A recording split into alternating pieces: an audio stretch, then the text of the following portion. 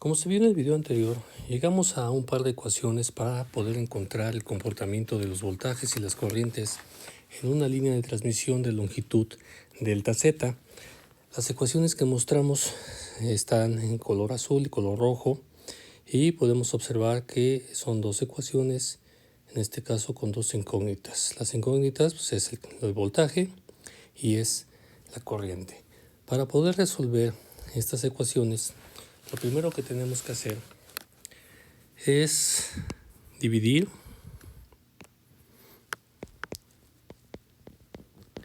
ambas ecuaciones entre delta z y luego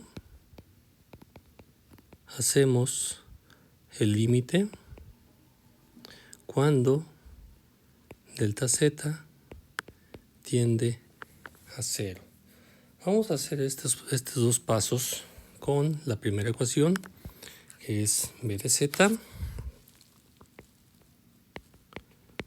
t entre delta z, menos r delta z y de z, t entre delta z menos L delta z parcial de I de z, t con respecto al tiempo, todo esto entre delta z menos B de z más delta z, t entre delta z, y esto es igual con 0. Ahora vamos a sacar el límite de estas expresiones cuando delta z tiende a 0. Entonces, lo primero que tenemos que hacer es lo siguiente. Límite cuando delta z tiende a 0 de b de z, t entre delta z menos límite de delta z tiende a 0 de r. Aquí podemos observar que podemos eliminar esto y de zt menos, eliminamos el delta z, límite cuando delta z tiende a 0 de L parcial de I de zt entre t menos el límite cuando delta z tiende a 0 de b de z más delta z, t entre delta z, y esto es igual con 0. Ahora bien, aquí podemos observar que esta es la definición pura de la derivada. Límite cuando una cantidad pequeña tiende a 0 de una función específica entre esa variable, en este caso delta z. Entonces, en el primer caso, aquí yo tengo el límite de esta función cuando delta z tiende a 0 entre delta z, pero esta no es función de ello. Por lo tanto, esta es una derivada de una constante, porque aquí no tengo la variable delta z, entonces esto se va a 0, por lo que me va a quedar la siguiente expresión. Y mi siguiente expresión podemos observar que tampoco tenemos aquí delta z, entonces el límite de esta función cuando delta z tiende a 0 simplemente queda esta misma expresión. Lo mismo sucede en esta siguiente expresión. Voy a sacar el límite cuando delta z tiende a 0, pero aquí no tengo ningún delta z, por lo que me va a quedar esta misma expresión. Pero en este caso, yo puedo observar que tengo el límite de delta z de esta expresión dividido entre delta z, por lo tanto voy a tener la derivada de esta expresión, pero en esta expresión en particular sí tengo la variable delta z, por lo que voy a dejarlo indicado como una derivada. Entonces, rearreglando, voy a tener estos tres términos. El primer término, que es este de aquí, lo voy a poner como primer término. Voy a poner menos la parcial con respecto a z de b de z, t, porque ya estoy sacando el límite cuando este tiende a 0, por eso es que se elimina de la parte de abajo, menos r por i de zt, que es mi segundo término, menos L parcial con respecto a t de i de zt, que es el siguiente término. Entonces, esto va a ser igual con 0. Para dejar esto armado de una manera que es más entendible, o no más entendible, sino simplemente reorganizando los términos, vamos a pasar la derivada del otro lado, por lo que me va a quedar de la siguiente manera. Parcial con respecto, aquí z, perdón, con respecto a z de b de zt, pues va a ser igual a r i de z, t más L parcial con respecto a I de I de Z, T. Entonces, esta es nuestra primera ecuación. Aplicando el mismo procedimiento a la segunda ecuación, es decir, primero vamos a dividir todo entre delta Z y luego vamos a aplicar el límite cuando delta Z tienda a 0 y resolviendo de la misma manera que se resolvió para estos casos, vamos a obtener que aquí tenemos la derivada de este valor, que va a ser 0, menos el límite de g delta z, b de z más delta zt, vamos a tener la derivada de este valor, menos la derivada de este valor, menos la de este valor. Entonces, nuestra expresión va a quedar de la siguiente manera. Parcial con respecto a z de i de zt va a ser igual a menos g b de zt menos c parcial con respecto a t de b de z, t. Entonces, podemos ver que son expresiones muy semejantes. Aquí me faltó poner bien la t. Que son expresiones muy semejantes en función de la inductancia, la capacitancia, la resistencia y la conductancia. Ahora bien, aquí tenemos dos ecuaciones con derivadas parciales. Vamos a poner esta ecuación en esta parte para tenerlas las dos juntas. Entonces aquí yo tendría la parcial con respecto a z de b de zt igual a menos r i de zt menos L parcial con respecto al tiempo de I de Z, T. Para resolver estas dos ecuaciones, nuevamente siguen siendo dos ecuaciones con dos incógnitas, pero las tenemos como derivadas parciales. Para resolver esto, pues podríamos hacerlo de una separación de variables y resolverlo para Z y para T. Pero en este caso, no nos interesa tanto ver cómo se comporta con el tiempo, sino lo que nos está interesando es resolver cómo se comporta tanto el voltaje como la corriente en cada uno de los puntos de la línea de transmisión, por lo que yo necesito eliminar esta variable t. ¿Cómo eliminamos esta variable t de este comportamiento? Analizando estas ecuaciones en un estado estable, es decir, cuando el comportamiento de mi línea de transmisión ya no va a depender del tiempo, cuando ya pasamos ese estado transitorio y estamos en un estado totalmente estable. Entonces, para resolver esto, proponemos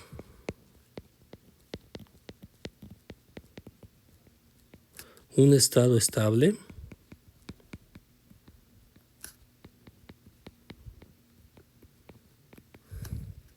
sinusoidal.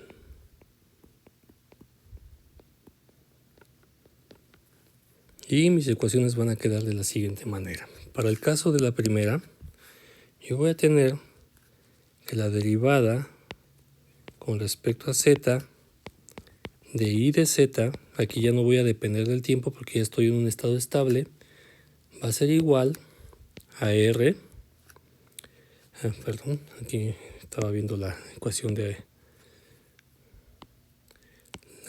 abajo, va a ser igual a g por b de z menos c, y en estado estable sinusoidal la derivada pues yo la voy a sustituir por su transformada de Fourier, que en este caso es j omega b de z. Para el segundo caso yo voy a tener la derivada con respecto a z de b de z va a ser igual a menos r y de z menos l j omega y de z. Simplificando estas ecuaciones, es decir, vamos a juntar términos comunes, y b de z y de z y de z, vamos a tener la siguiente expresión. Para el primer caso, yo tengo la parcial con respecto a z de y de z es igual a menos g más j omega c b de z, y para el segundo caso yo voy a tener la derivada con respecto a z de b de z es igual a menos r más j omega l y de z. Ahora bien, ahora estamos simplificando más nuestros argumentos. Ya tengo las mismas ecuaciones que tenía acá arriba, nada más que ahora ya son en una sola variable por haber adoptado el estado estable sinusoidal, es decir, eliminar la función en el tiempo. Entonces ahora yo tengo estas dos expresiones. Estas dos expresiones pues simplemente son dos ecuaciones diferenciales con dos incógnitas que podemos resolverlos por diferentes métodos. Para hacerlo de la manera más sencilla, vamos a resolverlo por el método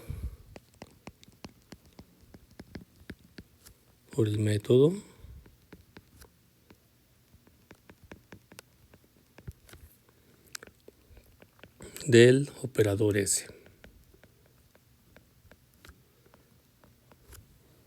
Entonces, nuestra primera ecuación nos va a quedar S y de Z más G más J omega C por B de Z igual con 0. Recordando que S pues, es la derivada con respecto a alguna variable específica. Nuestra segunda ecuación sería S B de Z más R más J omega L y de Z igual con 0. Vamos a suponer que de aquí de estas ecuaciones yo voy a despejar B de Z y este valor va a ser igual a menos R más J omega L por I de Z entre S. Sustituyendo la otra ecuación, yo voy a tener que S I de Z menos G más J omega C, que multiplica el valor de B de Z, que en este caso es R más J omega L y de Z, entre S es igual con 0. Lógicamente pasamos la S multiplicando y yo tendría aquí una S cuadrada y esta la podemos eliminar. De esa manera, eliminando de esta manera, yo tengo entonces que S cuadrada pues simplemente es la doble derivada con respecto a la variable dos veces, por lo cual yo puedo sustituir ya esta ecuación directamente como la segunda derivada, en este caso con respecto a z dos veces de y de z menos, vamos a ponerle aquí gamma cuadrada y de z. ¿Quién es gamma cuadrada? Gamma cuadrada es este factor. Lo ponemos como gamma cuadrada de tal manera que el valor de gamma simplemente va a ser el valor de ese múltiplo de esos dos factores, de ese producto.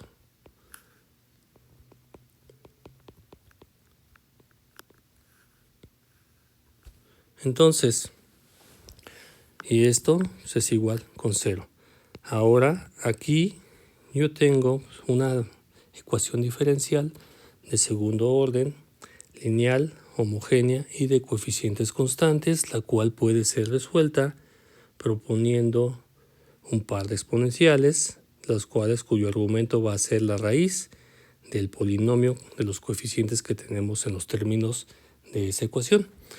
De igual forma, si aplicamos el mismo método S para la ecuación de voltaje, nos va a resultar lo mismo, una segunda derivada con respecto a z dos veces de b de z menos gamma cuadrada b de z, y esto es igual con 0. Esta demostración se puede dejar al espectador para que demuestre cuál es el resultado. Entonces, una vez que ya se obtuvo esos valores, yo puedo resolver cada una de las ecuaciones y encontrar la función de nuestro voltaje. Para el caso de la primera ecuación, vamos a poner aquí ecuación 1, ecuación 2. Para la ecuación 1, yo voy a tener que y de z va a ser igual a una constante de proporcionalidad, vamos a llamarle y0 más, por la exponencial, y esa exponencial hay que recordar que es mi solución homogénea, cuyos argumentos son las raíces del polinomio que conforman a mi ecuación, que en este caso es 1 y menos gamma al cuadrado. Entonces voy a tener esa expresión más otra constante de proporcionalidad por la segunda exponente, que acuérdense que en este caso, pues como es una ecuación diferencial de segundo orden, tengo mínimamente dos raíces. Entonces, ese sería para el caso de nuestra corriente en función de z. Para el caso del voltaje, yo voy a tener que b de z es igual a b0 más, es mi constante de proporcionalidad, e a la menos gamma z, más y0 menos e a la gamma z. Observe cómo estas dos ecuaciones son muy parecidas a la obtención del campo eléctrico y el campo magnético mostrados en videos anteriores. Entonces, podemos ver que tanto el voltaje como la corriente tienen un comportamiento muy parecido al del campo eléctrico para el caso del voltaje, el campo magnético para el caso de mi corriente. Entonces, presumiendo ese mismo sentido, yo voy a tener que este término de mi corriente y este término de mi voltaje, cuando la exponencial es negativa, que voy a tener una onda viajando en el sentido positivo de las zetas. Y cuando la exponencial es positiva, aquí es positivo, voy a tener una señal viajando en el sentido negativo de las zetas.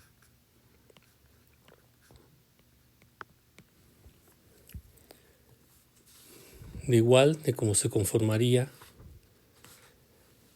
nuestro campo eléctrico y campo magnético, como se apreciaron en videos anteriores. Por otra parte, la relación que existe entre nuestra corriente I de Z y nuestro voltaje V de Z es por una constante de proporcionalidad, y esa constante de proporcionalidad la vamos a llamar impedancia característica.